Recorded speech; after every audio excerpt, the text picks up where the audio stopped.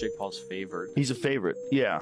Well, he's 27 years old, and he's a really good boxer. He's a very good boxer. Like, he's a legitimate professional boxer. He fought Tommy Fury. I don't, not even call it like a fight.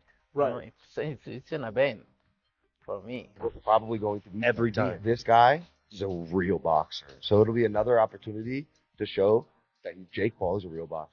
Joe Rogan continues to back Jake Paul, calling him a legitimate boxer and praising his progress in the sport, particularly after his fight with Tommy Fury. In contrast, Canelo Alvarez remains skeptical, dismissing the matchup as more of a spectacle than a genuine boxing contest. Their differing views underscore the ongoing debate over He's a favorite, yeah. He's a favorite, yeah. Well, he's 27 years old, and he's a really good boxer. He's a very good boxer. Like, he's a legitimate professional boxer. He fought Tommy Fury, who's also a legitimate professional boxer, a real good one. He's Tyson Fury's younger brother, and he lost a close decision. But it was a good fight, a real good fight against a good fighter. He can fight. Jake Paul has long sought acceptance from traditional boxing audiences, aiming to earn respect from veteran critics and fighters through his choice of opponents. His upcoming fight against Julio Cesar Chavez Jr., however, may fall short of the financial success he's hoping for. The novelty of Jake's rise in boxing has faded for many, and unless this bout offers something truly remarkable, it's unlikely to generate the blockbuster numbers he's seen in the past. While hardcore boxing fans may be drawn in by the legacy and stakes, capturing the attention of a wider audience appears to be a tougher challenge this time around. I like it. He was a little listless. He can get listless. But he's big. He's schooled in boxing. It just does nothing for me. Yeah. It is a challenge, though. It's a legit challenge, right? He got his ass whooped. He got his ass whooped by Anderson Silva. Jake's already beat Anderson Silva, so it's like, if he shows up for the fight, if he's really training, he's fairly tough. How old is he now? 39. Oh wow. He's 40. Oh wow. I don't think that one's gonna get big numbers. It's just like, all right. It's not a good next step. It's almost like he's going backwards. But wouldn't you say it's a good challenge for him? No. He's gonna beat him? Yes. No, it's not a good challenge because he already got his ass whooped by Anderson. It doesn't do much. I guess it keeps Jake active. It's a boxer. Yeah. But the boxing, you're still going to get validation from the boxing community, which is what he wants. It keeps him busy, I guess. Oscar De La Hoya believes this fight goes far beyond just hype. According to him, Julio Cesar Chavez Jr. is training with a clear purpose to make a statement. De La Hoya is confident that the bout will be far more competitive than most. Expect, with Chavez Jr.'s boxing lineage and experience clashing against Jake Paul's high-profile reputation, the stakes are real. De La Hoya suggests Jake could be stepping into the toughest fight of his career, the kind of moment boxing purists have been waiting for. This isn't just spectacle anymore. It's a true test of whether Jake can survive against a legacy fighter who's fighting with something to prove.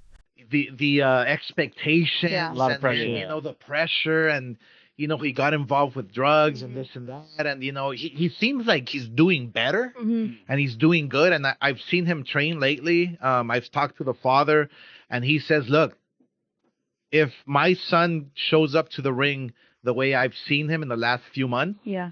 I think he said like last 6-7 months, he goes, yeah, he's gonna knock out Jake Paul. Wow. I'm like, okay, I'm sure a lot of people would love to watch Yes. that and see that. So, yeah, don't miss the fight. Yeah. June 28th. It's going to be crazy. No, it is. I mean, because Jake Paul actually has it's not that he has something to prove, but he actually can prove something here. Chavez Jr. went the distance with Canelo, right? In Canelo's prime. And so imagine if Jake Paul knocks out Chavez Jr., then what? Canelo Alvarez has never viewed Jake Paul as a serious boxer. Instead, he acknowledges Jake's talent for business and his ability to generate massive attention. Despite the hype that has surrounded a potential clash between them, Canelo has openly dismissed the idea of taking such a fight seriously. To him, Jake is more of a promotional figure than a legitimate threat in the ring, someone who brings entertainment value, not elite boxing skill.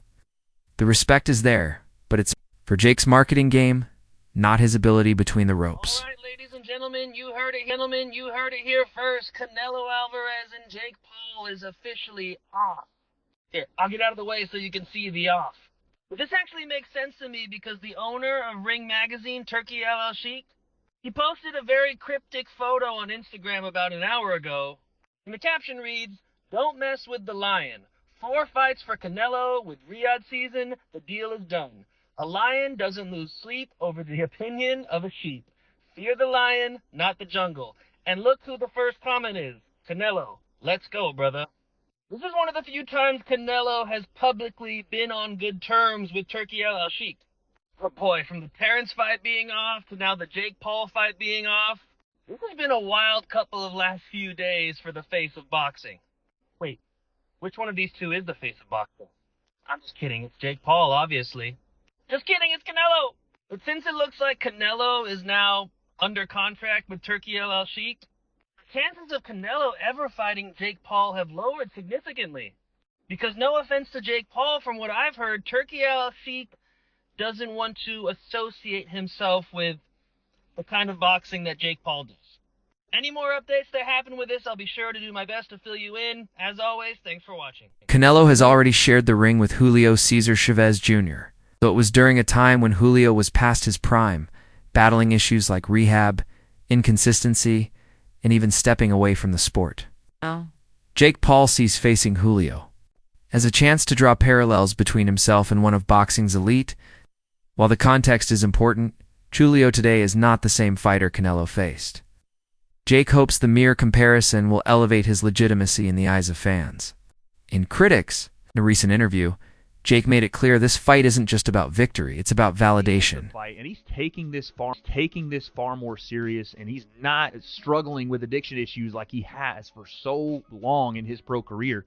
This fight does become a little bit of a dangerous one for Jake, not because Chavez Jr. is in his prime anymore. He's still going to be a shell of that early 20s Julio Cesar Chavez. But with 60 wins under his belt, there is still any of that muscle memory left. There's still any go left in his body because, again, I hate to keep referring to it, doing drugs or having addiction issues does take its toll on your body, and sometimes it isn't recoverable, especially as you're going up in weight. Canelo laughed off the idea of ever fighting Jake Paul, joking that he might consider it when he turns 50. The comment says it all. Canelo doesn't see Jake as a legitimate contender. To him, the thought of stepping into the ring with a YouTuber-turned-boxer borders on absurd. It was more than a joke. It was a jab at Jake's reputation and the path he's taken in boxing. Canelo views Jake's opponents, many of them past their prime legends, not as true challenges, but as headline material. For Canelo, that's not legacy. That's show business.